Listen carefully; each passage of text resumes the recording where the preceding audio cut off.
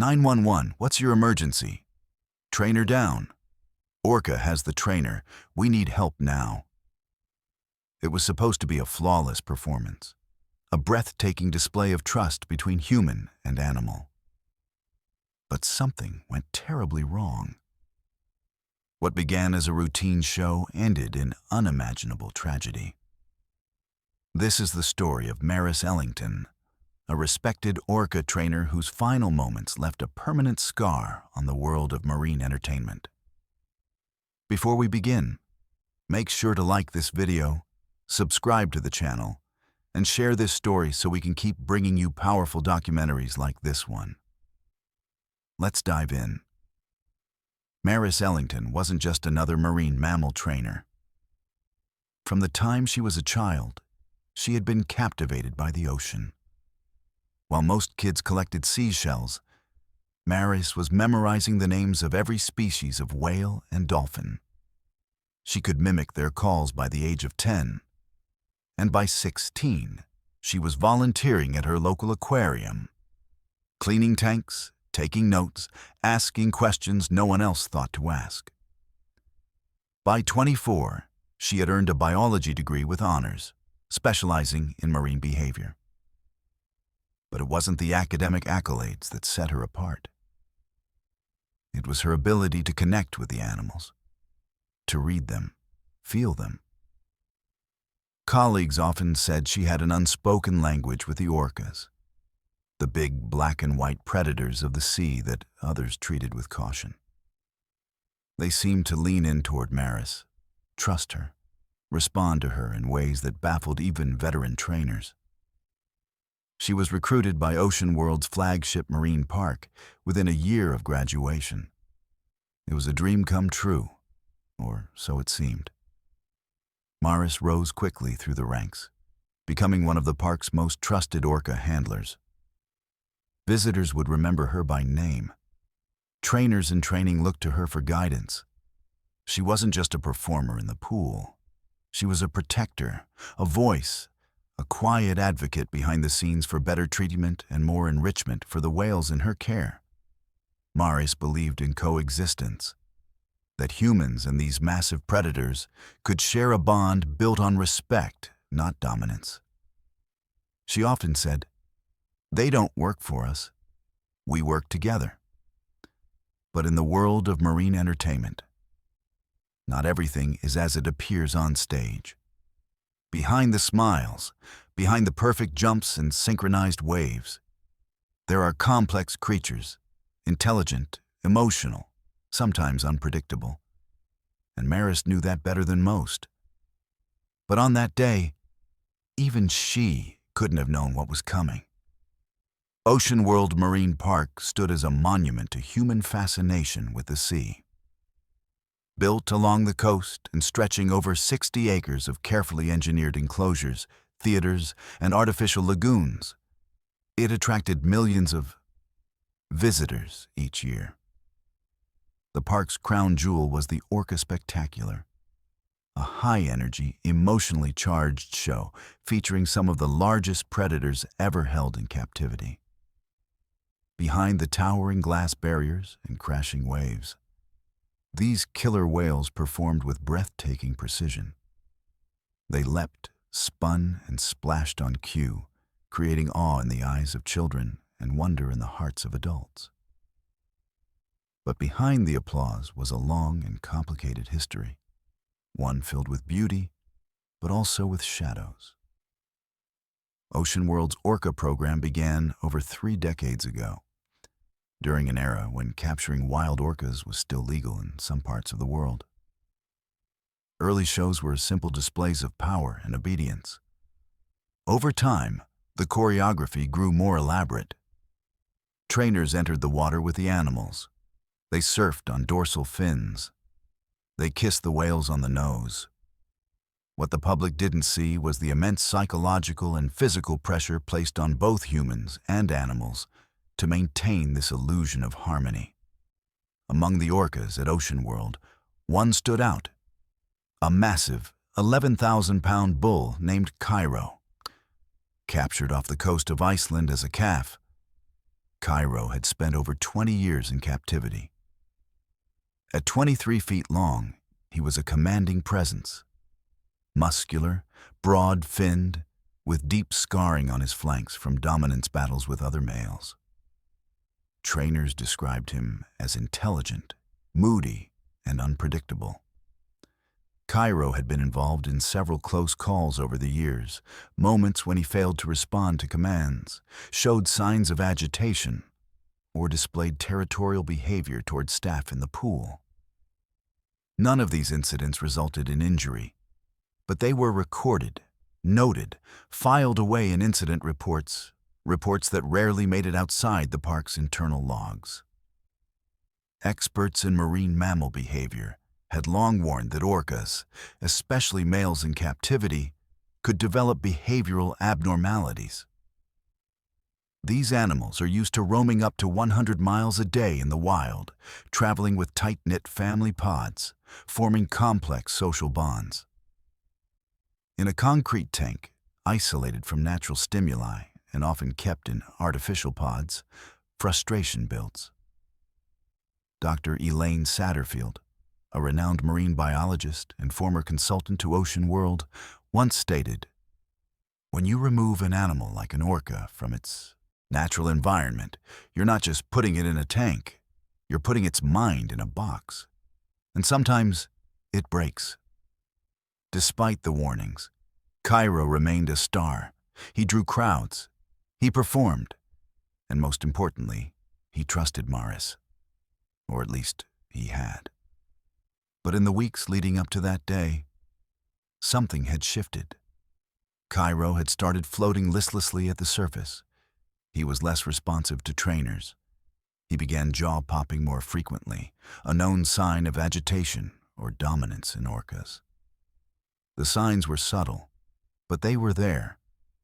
And on the morning of the attack, the surface of the water was calm, deceptively calm.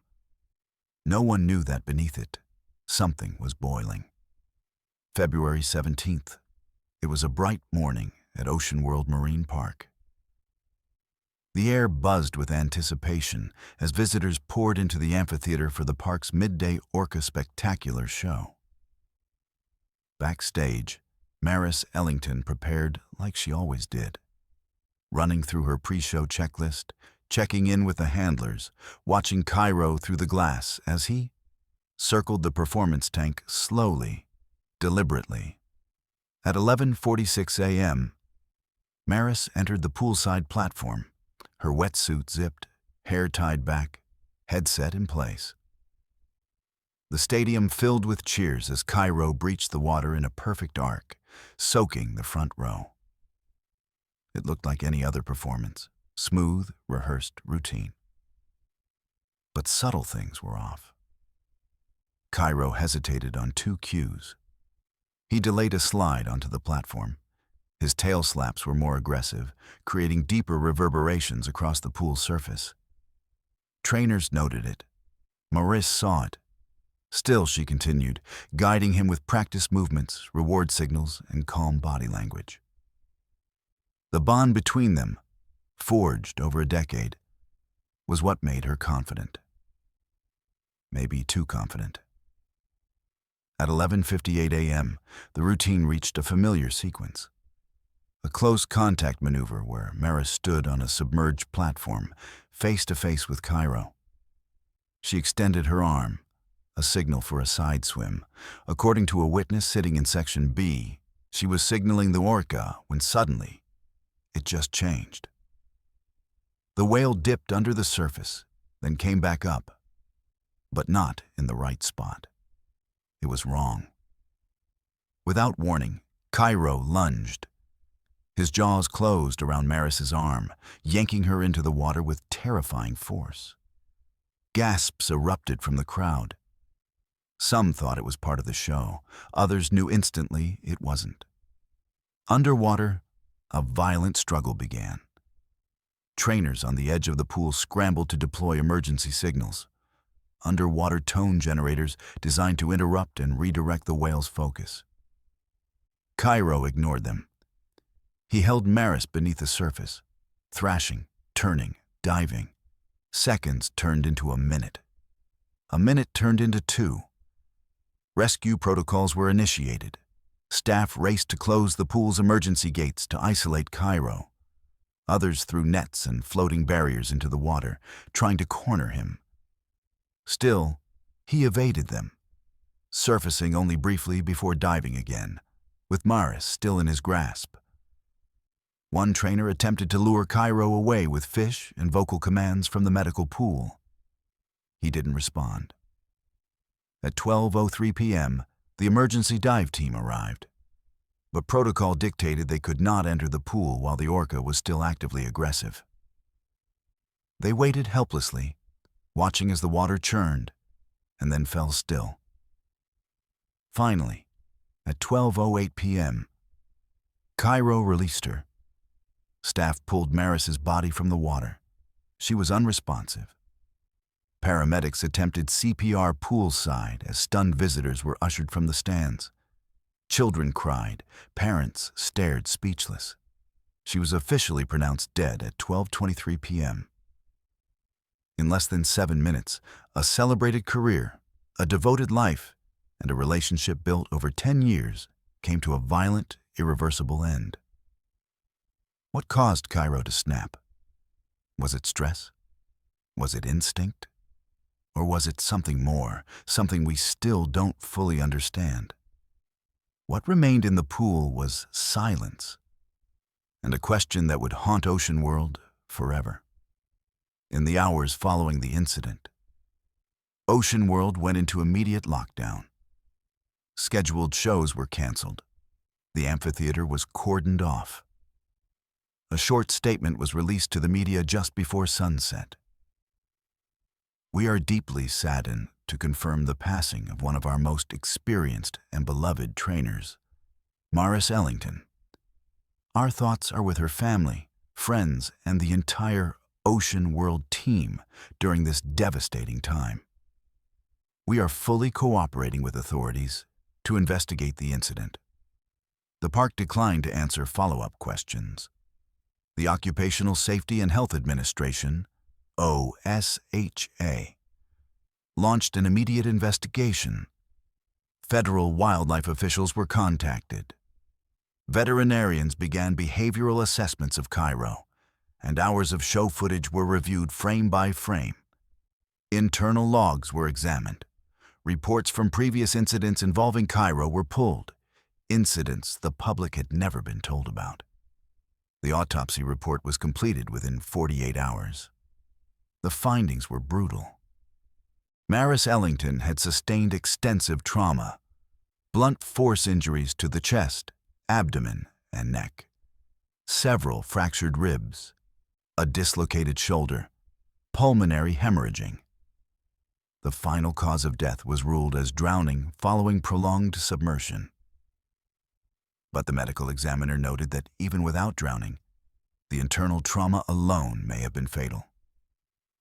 The details leaked to the press within days, and once they did, the public response was immediate and fierce.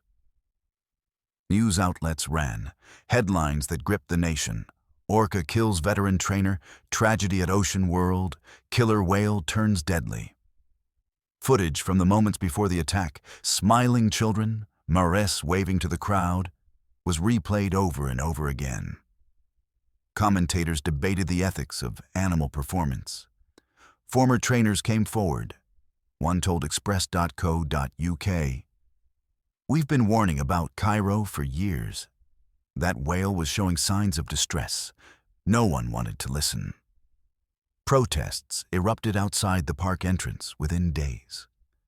Animal rights groups called for the immediate release of all captive orcas. Social media exploded with hashtags. Number Justice for Maris, number Free Cairo, number Shut Down OceanWorld.